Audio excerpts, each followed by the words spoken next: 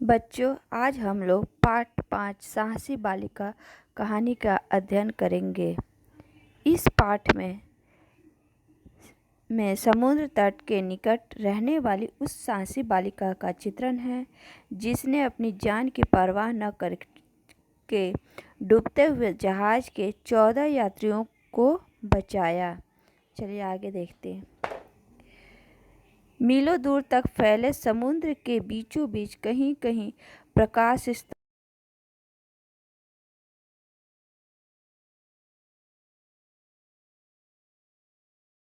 हुई चट्टानों से जहाज़ों को सावधान करने के लिए तथा मार्ग दिखाने के लिए बनाए जाते हैं।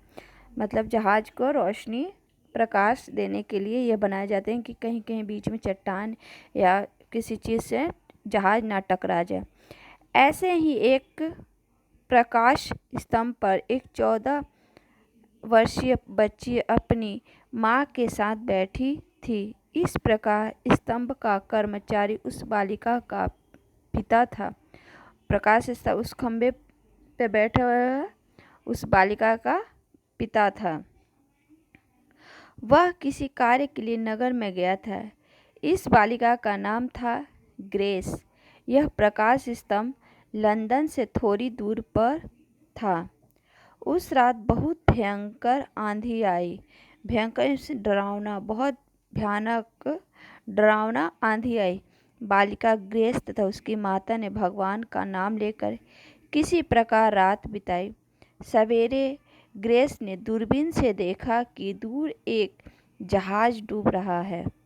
वह वीर बालिका उसी समय तुरंत अपनी नाव लेकर समुद्र में उतर पड़ी। आंधी अभी पूरी तरह रुकी ही नहीं थी। समुद्र की लहरें बहुत ऊंची उछल रही थी, किंतु बालिका के मन में यही लगन थी कि यात्रियों को बचाना है। वो लहर इतना तेज था कि नाव ऊपर नीचे हो रहा था, लेकिन उसको किसी चीज़ की परवाह नहीं थी। उसको सिर्फ यात्रियों की जान बचाने की ही चिंता था। समुद्र की तेज उछलती लहरों ने कई बार ग्रेस की नाव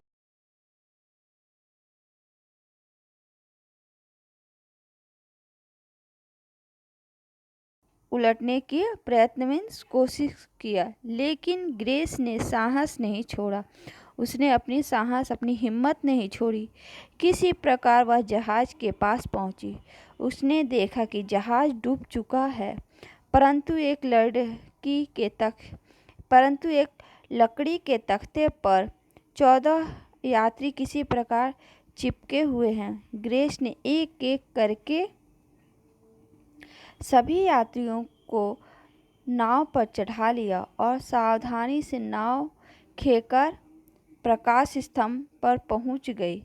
ग्रेस बहुत थक गई थी। नाव से उतरते ही वह माता की गोद में जा गिरी। कुछ देर में ग्रेस के पिता भी लंदन से वापस आ गए। उन्होंने सब यात्रियों को नगर में पहुंचा दिया।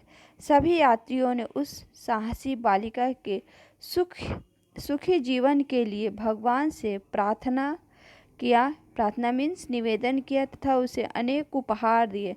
उसे अनेक भेंट इनाम के तौर पे दिए। धन्यवाद बच्चों, इस पाठ को अच्छे से अध्ययन कीजिएगा। आज की कक्षा यहीं तक। धन्यवाद।